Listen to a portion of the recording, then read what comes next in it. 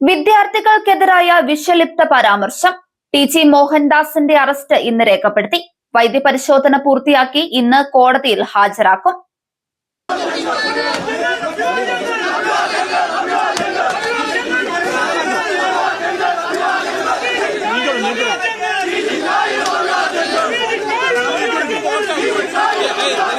വിവാദ പ്രസ്താവനകളുടെ പേരിൽ വലതുപക്ഷ നിരീക്ഷകനും RSS മുൻ നേതാവുമായ ടി.ജി. മോഹൻദാസിനെയാണ് ഇന്ന് പോലീസ് അറസ്റ്റ് ചെയ്തത്. ഡൽഹി ജന്തർ മന്ദറിൽ നീറ്റ് പരീക്ഷാ ക്രമക്കേടുകൾക്കെതിരെ പ്രതിഷേധിച്ച വിദ്യാർത്ഥികൾക്കെതിരെ അദ്ദേഹം യൂട്യൂബ് ചാനലിലൂടെ നടത്തിയ അധിക്ഷേപകരമായ പരാമർശങ്ങളിലാണ് നടപടി.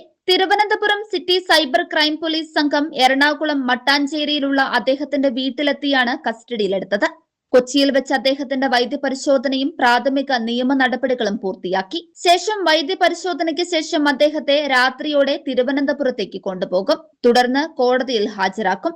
ജന്തർ മന്ദറിൽ സമരം ചെയ്ത വിദ്യാർത്ഥികളെ വെടിവെച്ചു കൊല്ലണമെന്നും പ്രതിഷേധത്തിൽ പങ്കെടുത്ത വിദ്യാർത്ഥിനികൾ ബലാത്സംഗം ഇഷ്ടപ്പെടുന്നവരാണെന്നും അദ്ദേഹം തന്റെ യൂട്യൂബ് ചാനലിലൂടെ പരാമർശിച്ചിരുന്നു.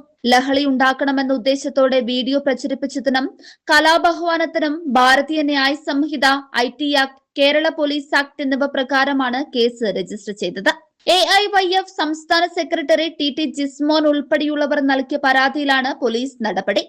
കേസെടുത്ത് 11ാം ദിവസമാണ് അദ്ദേഹത്തെ പോലീസ് കസ്റ്റഡിയിലെടുക്കുന്നത്. News desk 99 news, Kochi. നമസ്കാരം. 2026 പകുതിയിൽ ജെനസിസ് ഏജ് കെയർ എത്തി നിൽക്കുമ്പോൾ ഇതിന്റെ 1ാം ഘട്ടം വളരെ സക്സസ്ഫുൾ ആയി കംപ്ലീറ്റ് ചെയ്യുവാൻ സർവശക്തനായ ദൈവം ഞങ്ങളെ സഹായിച്ചു. ചില മാസങ്ങൾ മാത്രമേ ആയിട്ടുള്ളൂ ജെനസിസ് ഗാർഡിന്റെ പ്രവർത്തനങ്ങൾ ആരംഭിച്ചിട്ട്.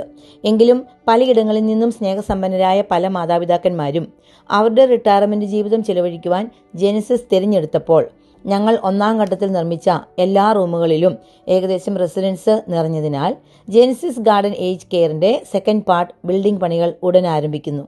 നിങ്ങളുടെ റിട്ടയർമെന്റ് ജീവിതം നിങ്ങൾ തനിച്ചാണോ? നിങ്ങൾ വിഷമിക്കേണ്ട, ഞങ്ങൾ നിങ്ങൾക്കൊപ്പമുണ്ട്. ഞങ്ങളെ കോൺടാക്ട് ചെയ്യുക.